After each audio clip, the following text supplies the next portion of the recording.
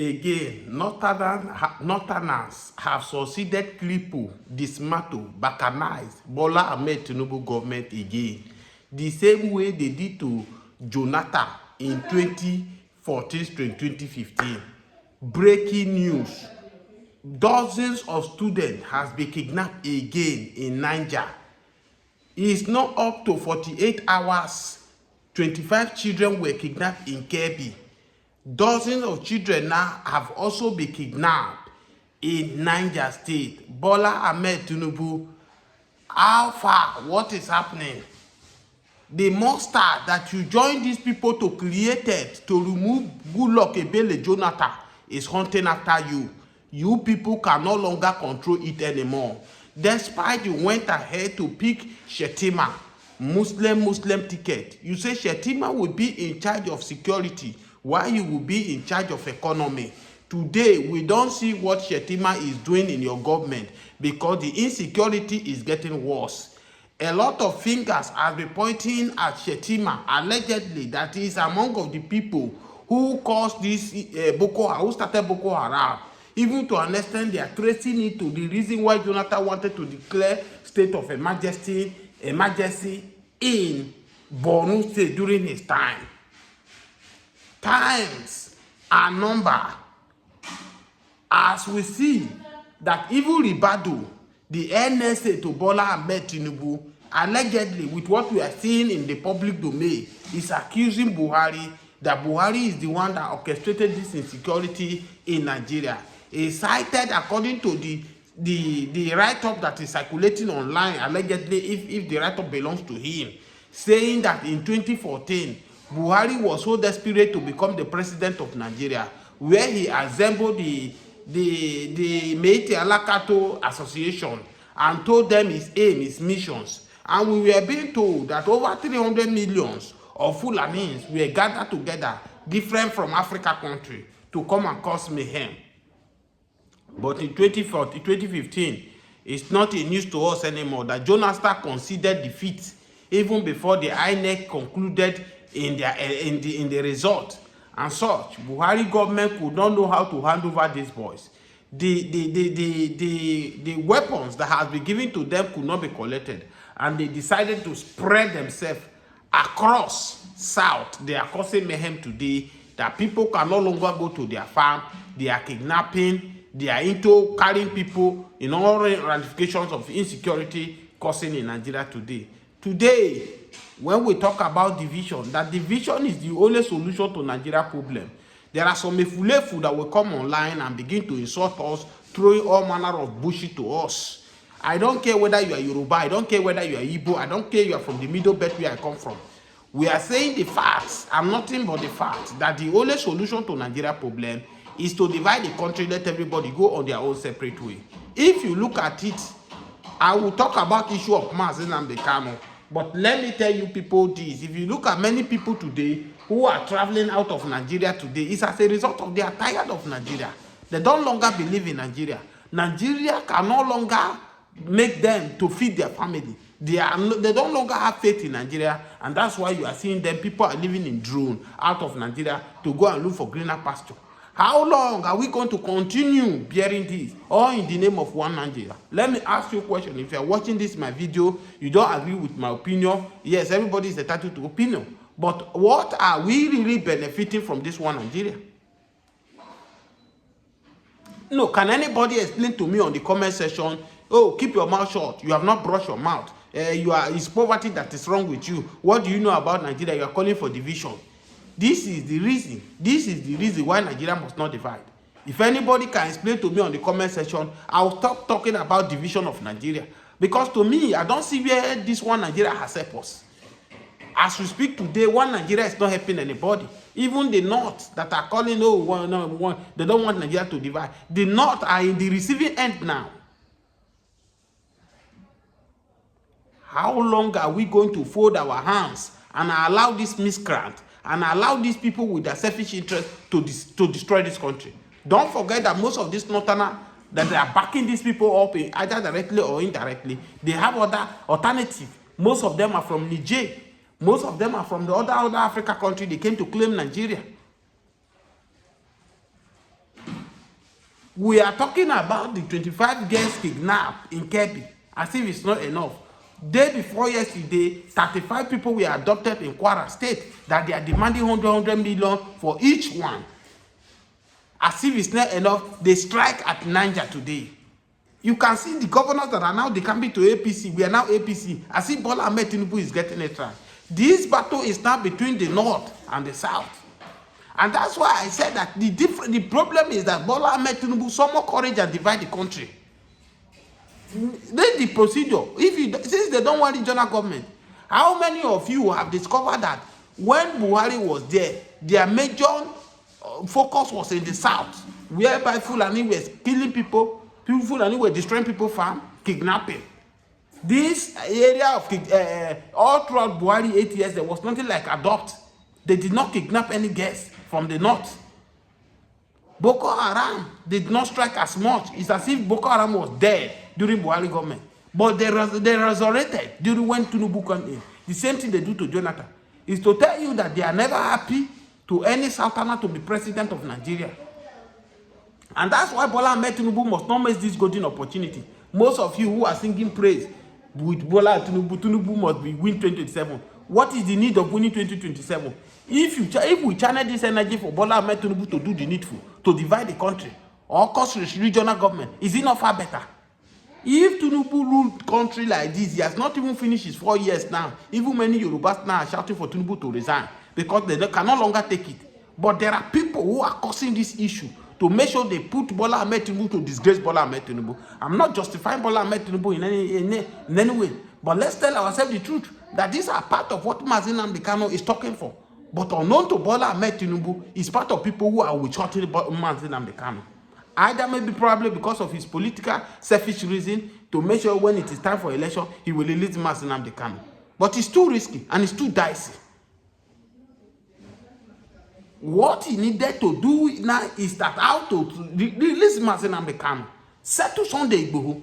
I realize these people to know that we can no longer, if they cannot control their people from the north, to stop this shenanigan, let's divide the country. Let the south, let the middle belt go, let the north go, let the Yoruba go, let the Hausa go, let the Igbo go.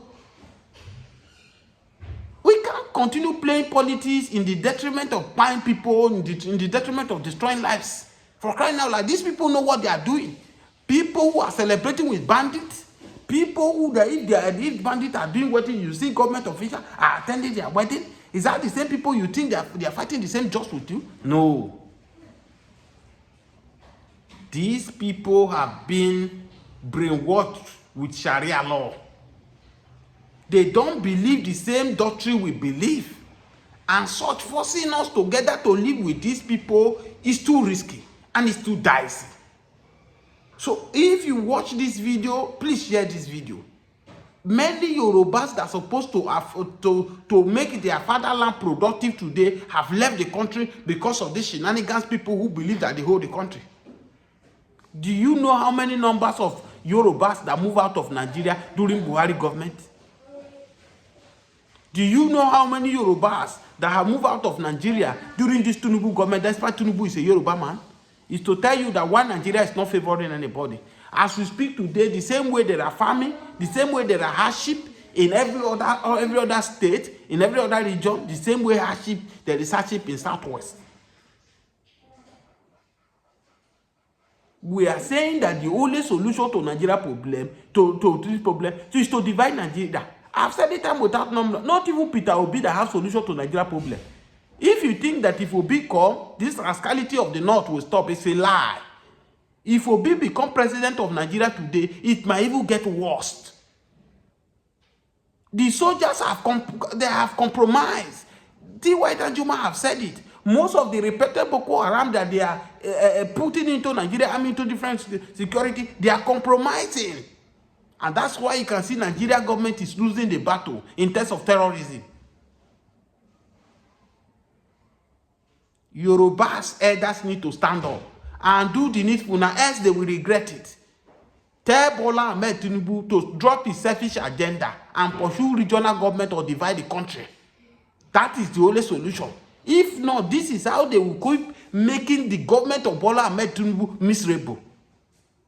They have tried every other means to make sure Tinubu government will not win next election. They have formed coalition, they fail. They have formed, they try a coup, it fail according to them. Now you can see now they attack, they attack.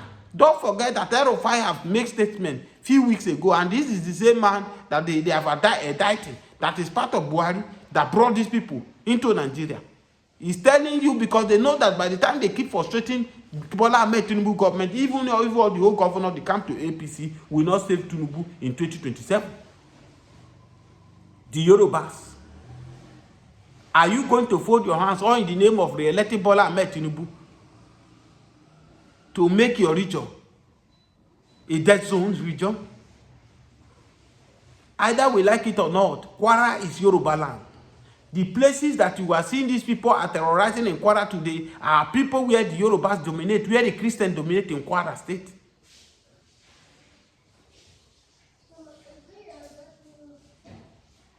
Oh, you see the governor of Niger now is condemning this act. Oh, this and that. Where were they? Where are the elite in the north? Excuse me. Where are they? Where is Sheik Gumi now? Gumi is nowhere to be found. A man who will tell you that, oh, these people are not what you think. People like Sultan of Sokoto. It is so unfortunate. It is so barbaric that these people are on a mission, again, of what they did to Goodluck Ebele Jonathan. It is high time now, whether you are a Yoruba man, I don't care where you are, share this video. I've said it yesterday that the injustice Justice Omotosho is doing yesterday, they never knew that what Mazi Nnamdi Kanu is fighting for is for betterment of the South. But you can see what Justice Omotosho is doing yesterday, even when it is obvious. They are trying to bend the law. According to Mo Reshe, that it is a written script Justice Omotosho is reading yesterday that has been given to him. And that's why you can see that judges have the merit to say Mazi Nnamdi Kanu should be sentenced to death. What will be his gain? Kanu that you did not see any weapon with. You did not even see jackknife with when they kidnapped him. They should sentence him to death because you said that he was broadcasting and his broadcast is causing violence, and you refuse to tell Nigerians where he's broadcasting from, whether it's under your jurisdiction to try him or not, even despite it is obvious that you will kidnap him from Kenya and brought him to Nigeria.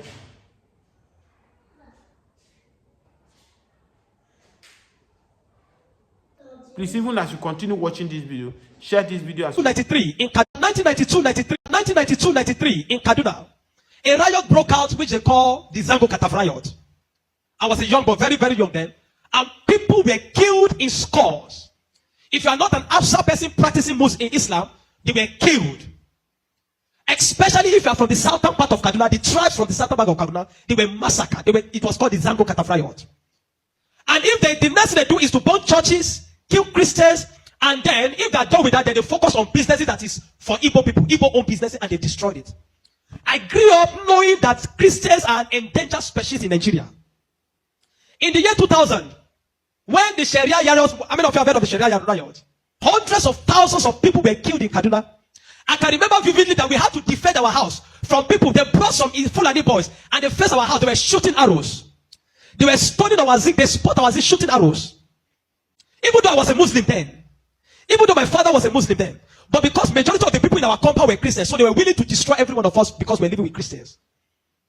I can remember a particular church in Mando, for those that know Mando, in Kaduna, called Chapel of Redemption. That church was destroyed. And so from that time, anytime there's a little hanky-panky in Nigeria, the first target is churches and Christians. And this has prevailed for a long time.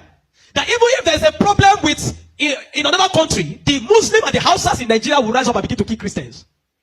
How many of you remember the Miss World crisis in 2002, 2001, 2002? That somebody drew a picture of Muhammad or something in France, long away in France, and they began to fight in Nigeria. Are you following me? Christians are endangered species. Now let me give you, and that's how it has continued.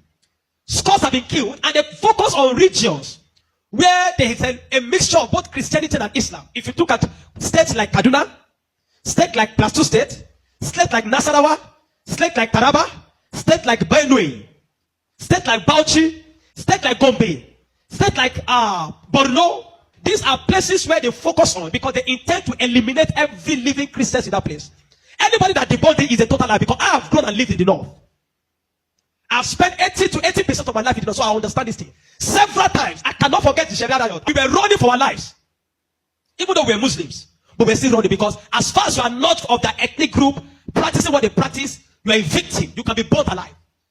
Many of us saw human beings that were burnt alive, like roasted like yam. And it has been going on for a long time. The genocide against the Christian faith. Are you with me? Many years ago, in Kano State, a man was beheaded. And anything they talk about, he said blasphemy. And guess who was the person that led it?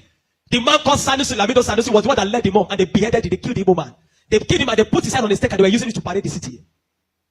You will understand of a woman also that is an evangelist. An evangelist Eunice that was preaching about 2016 or 18 in Abuja. And they killed her. We cannot talk about a young girl called Deborah Samuel that was killed. I schooled in Jos, and for years, the people of Plateau have been massacred. Riot breaking out every single time. The word that the moment anything happens, the next people that are victims are Christians. And it is unfortunate that all this year the government have not been able to do anything about it. But the agenda is deep. Are you with me this morning? Why am I saying? Because I don't want us to be an ignorant people. If we are ignorant people, they will control the narrative. And this days, let me tell you this truth. God will not come and fight for you. Remove that thing from your mind. If Christians don't rise up, pray from that till tomorrow. God is not coming to fight for you. Are you with me? Now, in the year 2009, Boko Haram started. Boko Haram started because of a section. It was a political movement. They created Boko Haram as a political talks to bring confusion into the government of Goodluck Jonathan. And to be able to, destroy any opposition, starting from Borno State, under the watch of a man called Kashim Shettima, which is now the vice president of Nigeria. Kashim Shettima and the other man, Ali Mohammed Sharif. These were the people that started the business of Boko Haram as a political talks to be able to oppose their opponents. But after a time, the ideology grew and they began to destroy. Now, it became a problem and they began to use it to destroy, bombing here and there. In 2009, 2010. As of 2010, a man led a meeting in Jos. Are you with me? He led a meeting that they were going to annihilate Christians within the locality of Plateau, Borno, Plateau, Bauchi, Kaduna, and Nasarawa. And he said they are going to perform jihad. They will bring jihad and they will go to kill that. If the Islamic leaders are not willing to lead them, he is ready to lead the movement. I have the minute of that meeting in my phone presently. Guess who is that person? Issa Pantami, that was the former minister of communication under Buhari's regime. And several times, these are people that are terrorist sympathizers. And that is why the Nigerian army has not been able to win the war against the terrorism. Because people the terrorists have infiltrated the Nigerian ranks, the army ranks, so they cannot win the war. That said, Osama bin Laden was a better Muslim than he is. He was sad when Osama bin Laden was killed. And he has said it several times that Boko Haram should not be killed. He said they are their Muslim brothers. How do you win a war against terrorism? When there are people high in government that are sympathizers to terrorism, how do you win that war? Now, there are 4 categories of insecurity or people that are causing insecurity. Number 1, you have Boko Haram. Number 2, you have bandits. Number 3, you have Fulani herdsmen. Now I'm going to show you how they are connected. Many people don't know. The Boko Haram and the Fulani herdsmen have one mission. The mission is simple: Islamize Nigeria. Come to a territory that is Christian dominated, kill everybody there, occupy their land. Go to Benue, look for a community, kill them there, occupy their land. That's always me. Boko Haram and the Fulani herdsmen. Have you noticed that Fulani herdsmen they don't kidnap, they kill. There's hardly a place you hear that Fulani herdsmen capture that they say these are Fulani herdsmen. No, when they go, they kill. How do they kill? They kill with guns. You must now ask yourself, how does a Fulani man get AK-47? Do you know the cost of one AK-47? One AK-47 is over $1,000 something. Where will a Fulani man be able to obtain to be able to get one AK-47? Are you with me? And now, so you will know that there are people that are sponsoring this movement. Then the Boko Haram and the Fulani, they go about Christian-dominated areas. You will understand that when this terrorism started in Nigeria, that only people that were killed were Christian churches. You will not hear that they kill anyone. It is Christians and churches. I remember in Kaduna then that churches began to look for security men to guide their churches in every service day. Otherwise, you can be in church and the next is boom, everybody dies. And churches that don't have money to hire soldiers began to use some of their members. I was a member of the security team in my church in Deeper Life in Kaduna in 2010. Because we don't stay in the church. Once I come to the church in the morning, we stay outside, moving around patrolling, because anybody can come and drop anything. So when Boko Haram started, the majority of Muslims, the Hausa, Northern Muslims, they were happy. I know of people that were celebrating it. If you see them crying today, I'll tell you why. At the initial beginning of this thing, they were happy celebrating the killings of Christians. They said they are purging Nigeria of RNA. It was majorly on Christians and Christian-dominated areas. But when it comes to 2014, the man Buhari and APC that wanted to overthrow the government of Jonathan, by all means, decided to employ mercenaries from Niger, from Chad, from all those Fulani, from other African nations where they're Fulani, and they brought them into Nigeria. What was the goal? The goal was that if Jonathan does not concede defeat in the election, they will go to rain hell on Nigeria. So they brought in these mercenaries, and they equipped them with rifles, the Erufais, the Buharis. Are you with me? The Erufais, the Buharis. Every one of these people called APC, they brought in mercenaries and armed them in the bushes and told them to wait. The moment Jonathan did not concede defeat in the election, they were going to start. But unfortunately for them, Goodluck knew of the assignment. He got intel about it, because the man said his ambition does not worth the blood of millions. So the man considered defeat and left. And so they declared APC winner. Now, you have already brought people from different parts to come and fight. But what they wanted to come and fight for did not achieve anymore. So now they left those people in the bush. They left them with guns and ammunition in the bush. And when Buhari became the president, he abandoned them. Instead of them to settle them and let them go back, they abandoned them. And the people saw Nigeria as a place that is good. And the people decided to remain in Nigeria. Those are the people that started bandits. Before, we don't have anything like bandits. Banditry started under the watch of APC, under Buhari, because they were the ones that brought them in. Kidnapping, because they needed to survive. So they started by kidnapping. And they started by kidnapping. And they started by kidnapping. And they started by kidnapping. Over time, now, you understand that there are certain parts of this nation where there are mineral resources.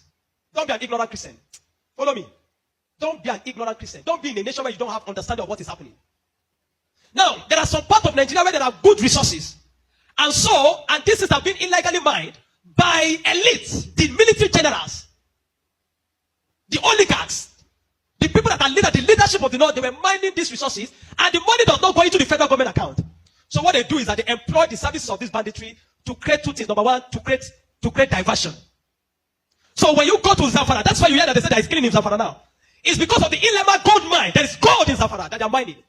And so these bandits that are already in the bush, some people collaborate with them, partnered with them, and told them to keep creating confusion, create chaos. When you keep creating chaos, the Nigerian state and the people of Nigeria will not be able to focus on the illegal mining. They'll be concerned about the insecurity. So the insecurity is created as a means of diversion in the north. Are you following me? It is created as a means of diverting the attention of the military and the Nigerian populace from being able to focus on the illegal mining of resources. And any part of the north where there is resources, you find out that insecurity there. Recently, it has started in Kwara, because there's a great amount of lithium in Kwara too that they have discovered, and they're mining. So they partner with the Chinese, because the people that do this illegal mining are the Chinese. They partner with the Chinese to be able to. So the bandits became the security men of Chinese and all those people to protect them. So that while they're mining, they can begin to cause chaos. Because while the people are mining and they're causing chaos, kidnapping, nobody will be able to focus on what the Chinese are doing and those people illegal mining. Every single day to this moment, I'm telling you, they are mining in those places. And they will take it to an